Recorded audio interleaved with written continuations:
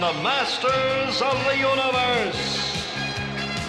I am Adam, Prince of Eternia and defender of the secrets of Castle Greyskull. This is Cringer, my fearless friend. Fabulous secret powers were revealed to me the day I held aloft my magic sword and said, "By the power of Greyskull!" Masters of the Universe was one of those once-in-a-lifetime hits that took everything that was hot and put it all together. Barbarians, science fiction, monsters, robots, dinosaurs, muscly men and alluring women. He-Man had it all. Plus, it scratched that underdog-turned-hero itch which many of us outcasts loved. Although Prince Adam was always a bit gay and no one really had its figure, He-Man was an icon. I don't remember when my love for He-Man started, but it was present in schools and on TV, either from one of the many toy ads we were bombarded with, as well as the cartoons that were sometimes shown on our TV. Saint Nick and birthdays brought me plenty of He-Man toys, though after its waning popularity around 1988 that well dried up. I always took good care of my toys and He-Man was no exception, making me the proud owner of quite a lot of vintage He-Man toys. Let me show you.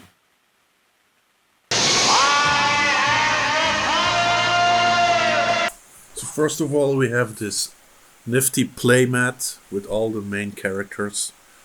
I would always eat my breakfast on this before I went to school. This amazing artwork which is normal for the early He-Mans and which is part of why I love this series. Then we have of course some posters I got usually with the toys in German. I think my parents bought this stuff in Germany. These settings that I would try to imitate: the heroic defenders, Roboto, Mossman. Then we have the evil ones, Spider, Skeletor, the demons of evil. It looked amazing. On the back it had Hot Wheels Speed Demons, something we didn't have in Belgium at the moment. I didn't like the designs, but they were still cool. And I currently have the green one. Then of course we have the collection posters. So you could select which ones you wanted or add. The Snake Mountain, the attack vehicles. I have this one. I didn't have this one or this one.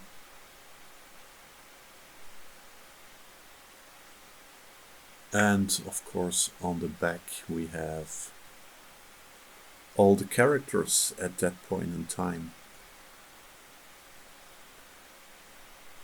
In retrospect, I think I have a lot of He-Man characters. I unfortunately don't have all of them. Especially this one I didn't want. And there are a couple of lame ones. Like this is a little bit pointless. But these are iconic designs of characters.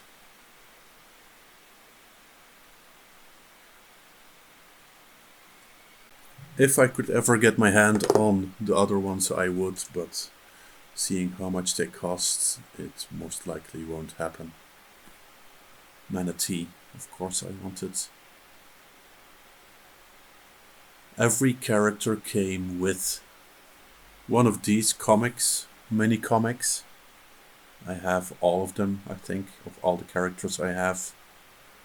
Of course, in Europe we had several languages. We had German, in English, excellent artwork. And we had, of course, German, which made it all the more sinister. On the reverse we had French, which made it a little bit less impressive. And I think this is Spanish, although I'm not very sure. So I have this one for the battle ram.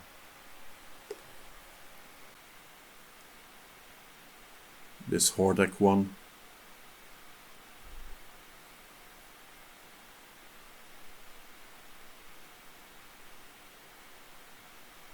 Les Masques du Pouvoir in French.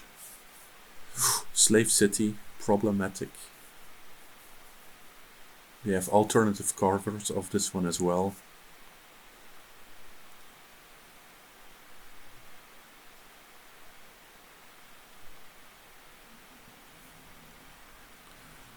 The Gyro Warriors one. The Secret Liquid of Life. This might be the coolest cover I've had. Snake Attack. The Rock People one.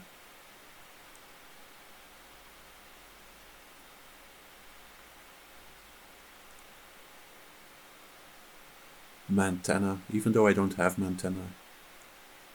Sometimes I think, if I remember correctly, the comic books didn't line up with the character you bought them with, but still. Der Tempel der Finsternis. And this sexy lady. À la recherche de Kaldor. In search of Kaldor. Or the search for Kaldor. And this was all the comics I had. And if you are interested in these, you can buy this book, which is the He-Man mini comic collection, and this features all the comics that were with the toys. There are a lot of comics that I of course did not have or see anywhere, and it gives a little history on every single character and the world of Eternia. I never really read the comics, of course, except for maybe looking at the pictures, because since it wasn't in Dutch, I had at that point in time not enough language skills.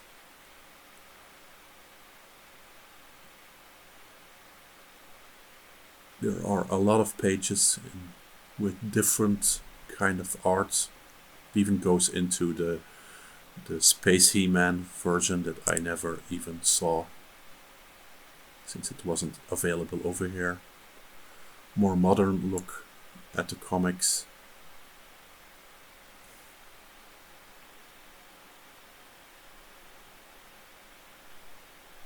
Like this style, which I'm not a fan of.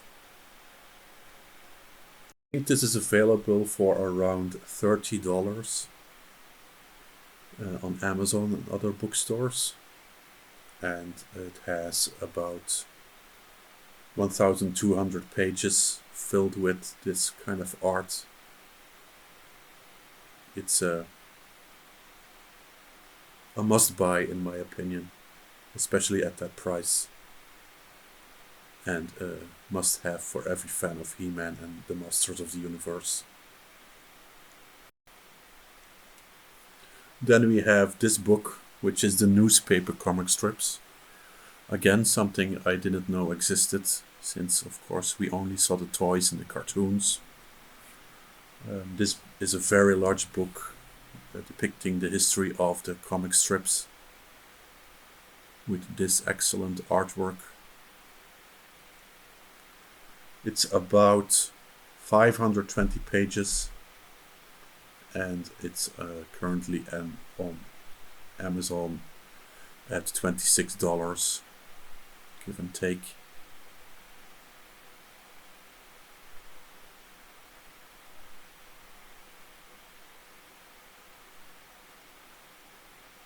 It's both colored and black and white, as you can tell, and it's pretty large.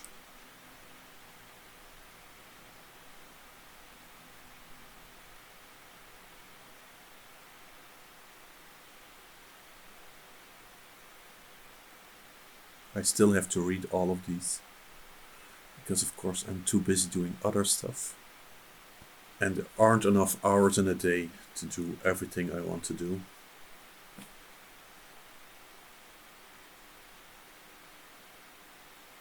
This is the thickness.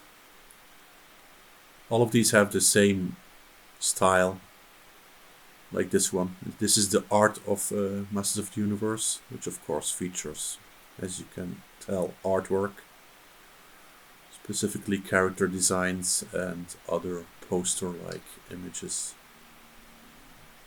This is, besides the comic book one, maybe my favorite book in this series, because it shows a lot of cool art and the process of designing this stuff. It goes through several eras, the classic collection and everything that came after. These are the toys.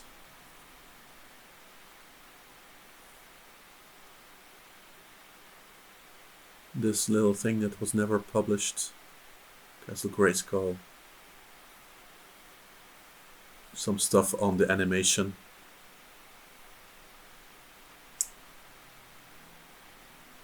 More epic artwork. Look at this, how can you not like this?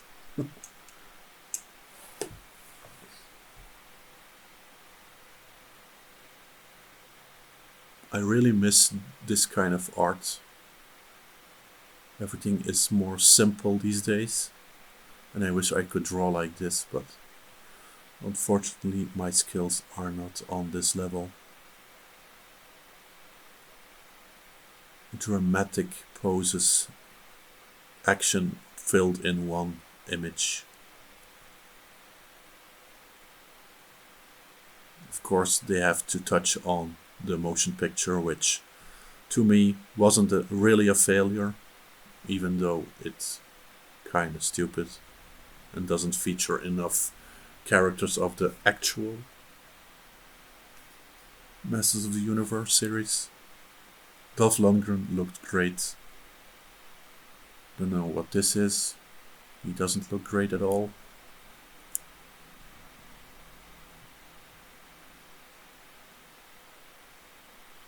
Fun stuff. Unproduced toys. Modern collections and animated series. Which again is over the top. Look at this sword, it's too much.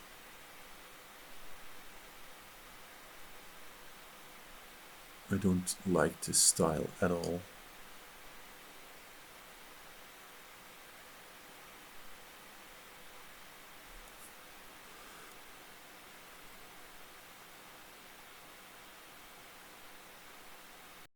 So this book is about 320 pages. And it's not very expensive either, I think, at about, I think, 25 euros. You get everything that's in this book.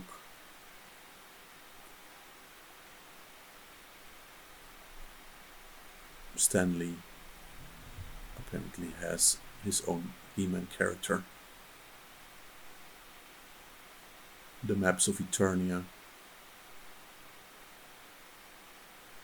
If I had all this stuff as a kid, I would have played even more with He-Man.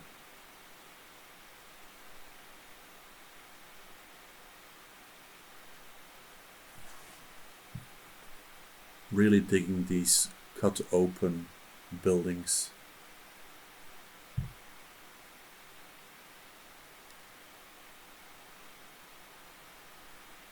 A He-Man game, which I should track down.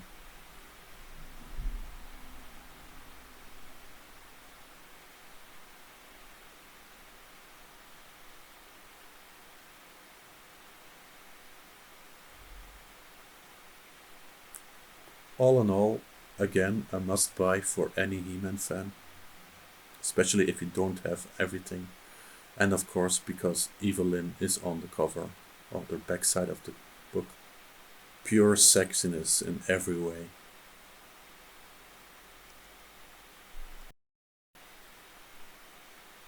Finally, we have the World Compendium, a character guide and world compendium, which is again a very thick book.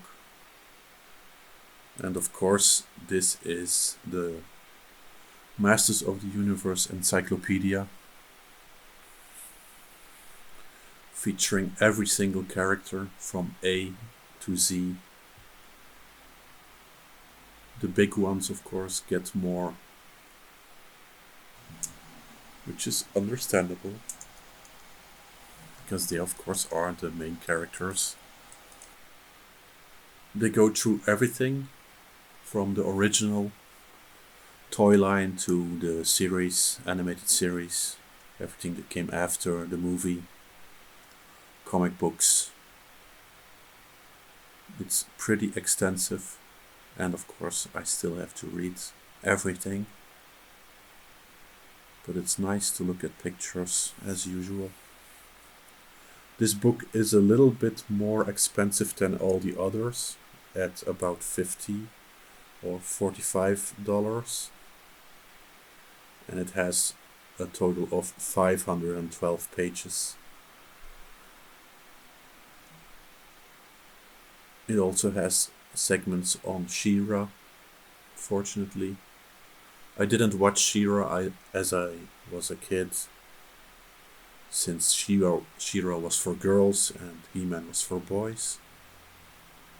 Even though I like the crossover episodes where she was visiting He-Man and going on adventures together.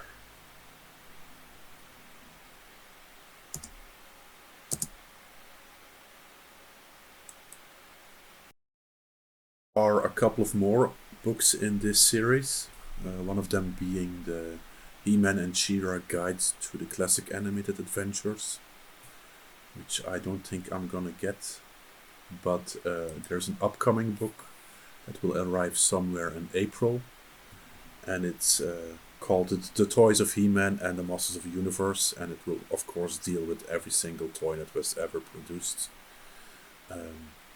I don't know how many pages it will have. Let me check. It will have 712 pages, and it should be around in April somewhere, so I'm gonna try to get it if the finances are okay. But in the meantime, I can have all this to read and gawk upon, and it looks great together. Of course, it's a little bit sad that the books aren't the same size, but hey, it's a minor nitpick. Also among my vintage collection are these little magazines. I have no idea where they come from, but I have several of them, and it of course featured the toy line, enticing the kids to buy them. It's a nice collection of little things. There's this one with the awesome volcano cover. These settings that I would try to imitate when I was playing.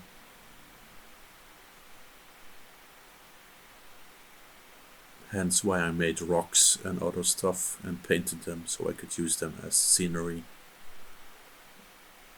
There were comic books about other toys you could buy,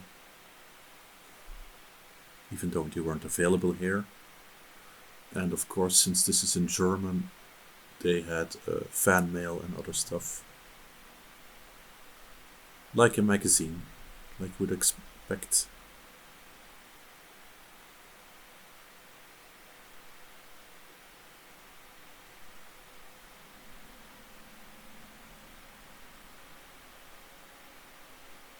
VHS tapes of the series. Here's another one with Modulak on the cover. Awesome Snake Mountain. I'm still jealous my friend had this. Castle Greyskull. He was jealous of me. That's how it goes.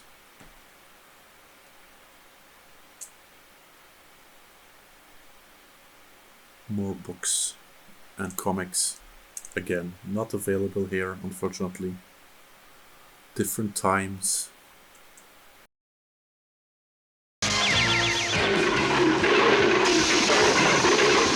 I had several vehicles. The first one being Laserbolt, this reptile-looking speedwagon, I don't know, with two guns on the front. You would place your character inside like this. You would press the button and this would happen. So it's a speeder bike, I guess. And an attack vehicle with a view screen, which is a nice detail. Then we have Bashosaurus, kind of Triceratops, even though he has 4, but hey. He had this big boulder on the side. Then you place in Skeletor, which is difficult with one hand.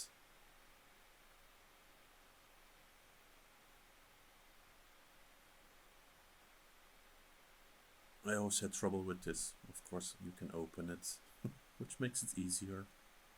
Then you press the button and bam, bam. I loved this as a kid. Then we have Battle Cat, of course, fan favorite.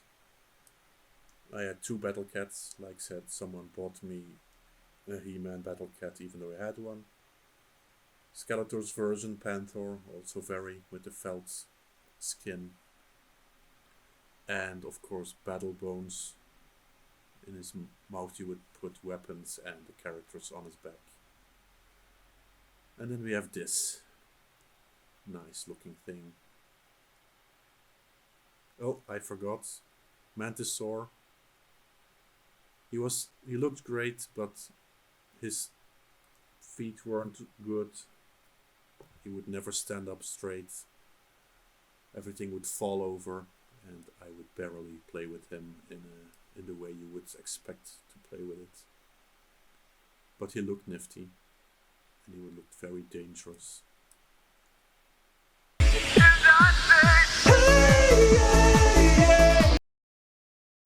This is my most prized possession, the original Castle Greyskull with the iconic skull in front of the castle.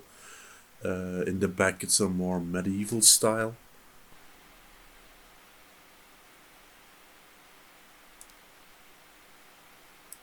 The gate's like a mouth, including tongue, who always falls open because I never bothered to lock it.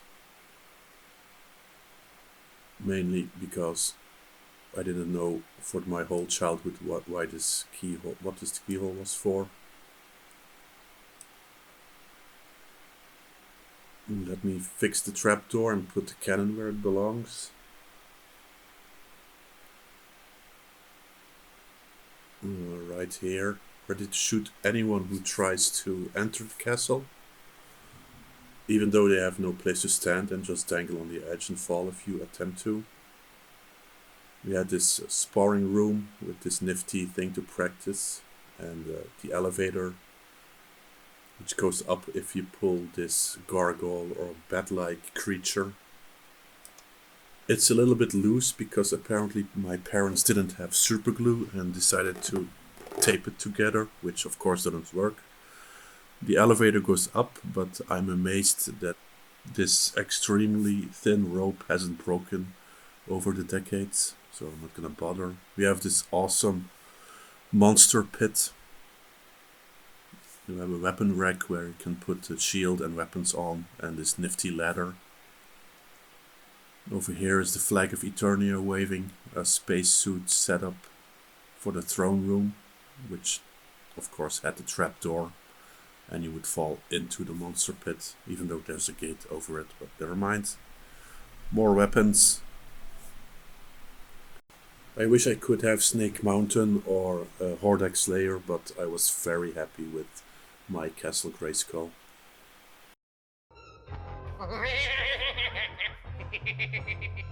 So my characters in no particular order. This is Dragstore. To me he always looked like something coming out of Tron with a wheel on his belly, so you could slide over the floor with him. It usually had a pulley, but I didn't use it like that. Then we have Ratlor, which is a snake-like being. And if you press down here, this happens, which is pretty neat. Next up, Roboto, which was to me the Robocop of the He-Man universe. You could remove his arms and replace it with an axe or a laser rifle, besides this one. Then we have all-time favorite Evelyn, who was Skeletor's concubine to me, but she had a lot of fun with other people too. Then we had Rio Blast, who was the cowboy of the bunch. He always reminded me a little bit of Brave Star, which was also popular at the time. Let me try to see if I can show you what happens if he has all the weapons open. Clip this on the back. And he has weapons in his hands, arms, and knees.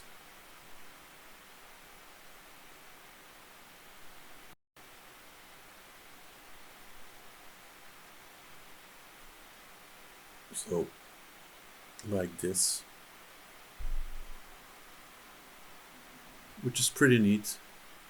Badass. All those guns. Then of course we have Skeletor in his basic form. I didn't have the chest plate one. One of my friends had it. And I always wanted the chest one, but I had Skeletor. And it was the most important thing. Hordak, of course, which is also one of my favorites.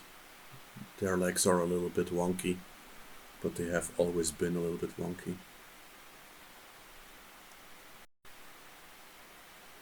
We have many faces with his 3 different faces. Let me see. This is the normal one, his monster version, and the robot version.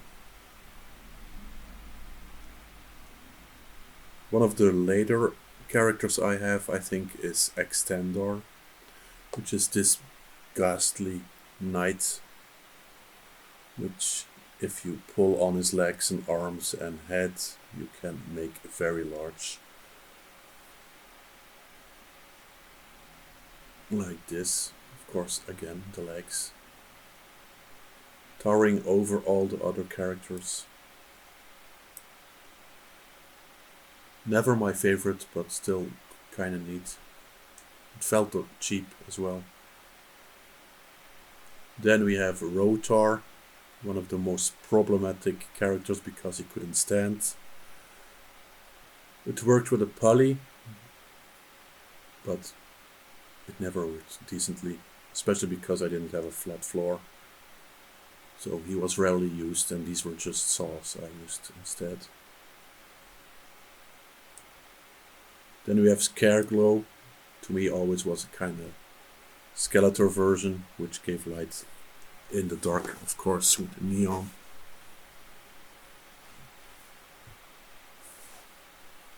One of the most weird ones I have is Snout Spout. You could fill him up with water and he would spit out water through his nose.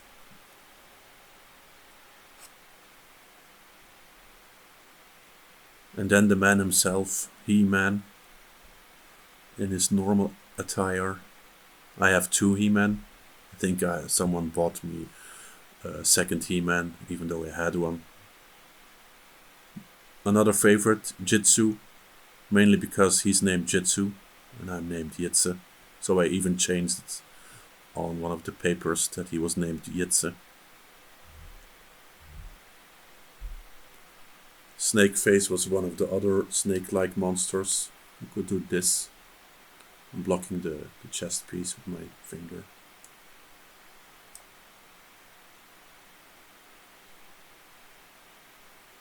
Cool stuff. Stuff you don't see anymore these days. Then we have the unfortunately named Boss Off. To me was always B-Man. Which is a nice sculpt. He had a helmet. Then we have Dragon Blaster Skeletor, which again could spray water in people's faces with this dragon, which is pretty cool. Then we have stone door, which could form into a rock. I think LucasArts can learn something from this. There are two versions. I had the blue one, which is my favorite. Another snake monster, or reptile, tongue lasher. Really simple but effective. It looks great. My least favorite, I think, is Leech, mainly because I couldn't get him to stick to anything. It was a suction cap at the back for his mouth, and the other two were misaligned, so I couldn't use it as I wanted. Spycore, of course, classic one. He would shoot out his trident. And he had a horrible face.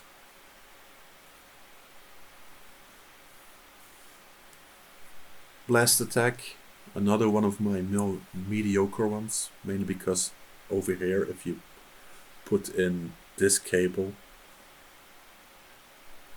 you could pump it up and he would explode and split in two. But the little thingy on the top was very difficult, and it never used it. Multibot, several pieces of character that you could combine any way you wanted. And I used to mix them up with Modulac. This was my last creation, I think. Don't know what I was trying to do, but it's a mess. No, it doesn't work. Of course, Orko, which in the cartoon I hated, but in my play world he was much more powerful. And that's it. My magic sword and said, "By the power of Greyskull!" Next up, my box of weapons. First of all, this glider, which you could strap on the back of a character, or they could stand on it and use this staff, axe. These are the pulleys for the two characters. We had these egg monsters, which were also later in the He-Man era. You could fold them up in an egg. More chest plates.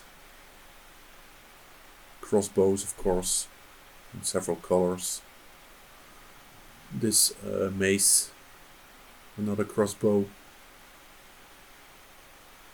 One of the snake people's shield and axe. Jitsu sword. These are Roboto's special arms attachments. Let me pull this off. When you look at this amazing camera angle. So you would clip them on. Blasters, staffs, the works. And of course the power sword, which was used to open the Castle Greyskull, but I didn't know why. And you would have to use this one and one of these and mix them together.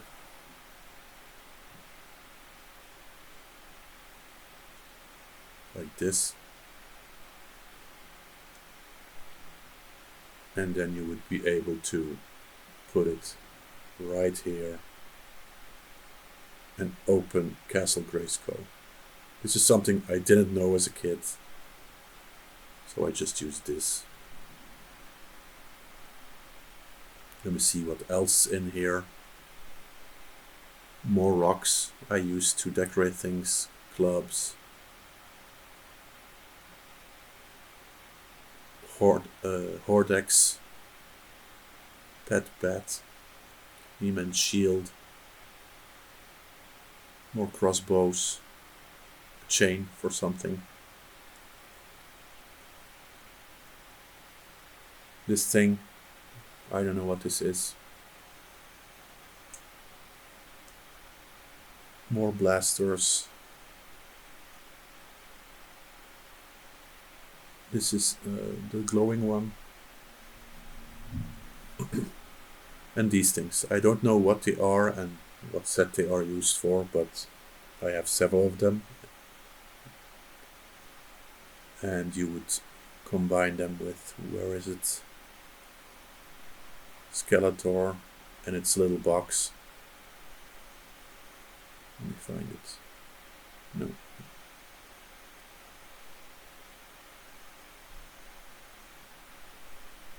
Oh, here's a B-Man's helmet. And this rock I painted silver because it's cool. That's about it for now. He-Man is having a type of revival, but the new sculpts simply don't do it for me. I'm looking forward to the new cartoon series and the ever in limbo live action movie, though I'm hesitant on what it'll actually be. He-Man is supposed to be all the things modern mainstream media despises, and any woke injection in it will make it a disaster. If you haven't already, check out The Power of Greyskull, The Definitive History of He-Man, and the Masters of the Universe documentary, which I'll link at the end of the episode. Now, if you will excuse me, my sword of power needs some cleaning.